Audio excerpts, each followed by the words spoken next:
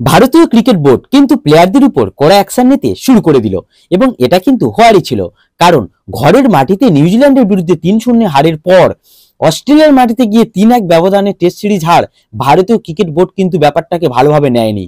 প্লেয়ারদের টাকা কমিয়ে দেওয়া থেকে শুরু করে আরো বেশ কিছু কঠিন সিদ্ধান্ত নিয়ে ফেললো বিসিসিআই। শুধু প্লেয়ারদের টাকা কমানো নয়, রোহিত, কোহলি ও কোচ গম্ভীরদেরও ছাঁটাই সংক্রান্ত বিষয় নিয়েও আলোচনা হয়েছে।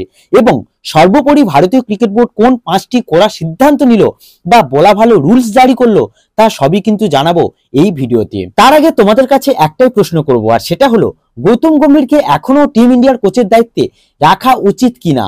তার উত্তর অবশ্যই তোমরা কমেন্টে জানিও, আর আমার চ্যানেলে নতুন হলে অবশ্যই সাবস্ক্রাইব করে দিও। তো বর্তমান ভারতীয় টিমের যা করুণ অবস্থা, তাতে করে কোনো একজন প্লেয়ার বা নির্দিষ্ট কোনো ক্যাপ্টেন বা কোচ কিন্তু দায়ী নয়, প্রত্যেকে কিন্তু সমানভাবে দায়ী।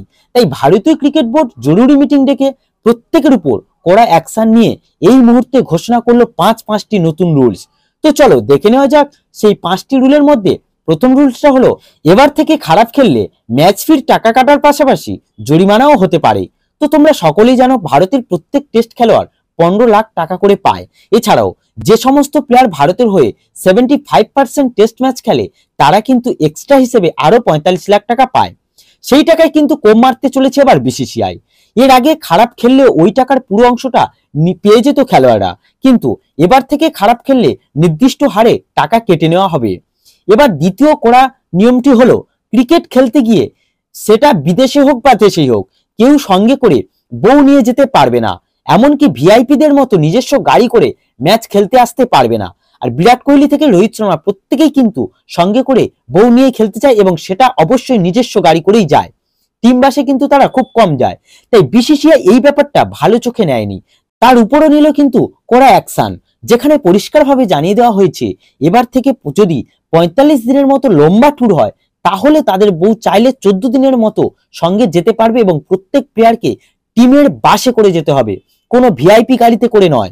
এরপর তৃতীয় বড় নিয়মটি হলো, কোনো প্লেয়ারকে সুপারস্টারের মতো আচরণ করা চলবে না এবং যদি ছুটি থাকে তাহলে বিদেশে ঘুরতে যাওয়া নয়, বরং সেই সময় ঘরোয়া ক্রিকেট খেলতে হবে তাকে, সে যত বড় প্লেয়ারই হোক না কেন। এরপর চতুর্থ কড়া অ্যাকশনটা হলো রোহিত শর্মার ক্যাপ্টেন্সি নিয়ে এবং তার বিদায় নিয়ে। তো রোহিতকে আর চাইছে না কিন্তু কোচ গৌতম গম্ভীর, এবং সেই জায়গায় আশা করা হয়েছিল হয়তো জসপ্রীত বুমরার হাতে তুলে দেওয়া হবে টেস্ট দলের দায়িত্ব, কিন্তু গৌতম গম্ভীরের ভাবনায় বুমরা নয়, বরং জসপালের হাতেই দায়িত্ব দিতে চান তিনি। তো এবার দেখার বিসিসিআই গম্ভীরের কথা মানে কিনা। তো এবার পঞ্চম বড় কড়া অ্যাকশনটা নেওয়া হয়েছে, সেটা হলো গৌতম গম্ভীরের উপরেই। তো এই জরুরি মিটিং এর উপর গৌতম গম্ভীরকে ক্লিয়ারলি জানিয়ে দেওয়া হয়েছে যে চ্যাম্পিয়ন্স ট্রফিটাই তার কাছে লাস্ট চান্স।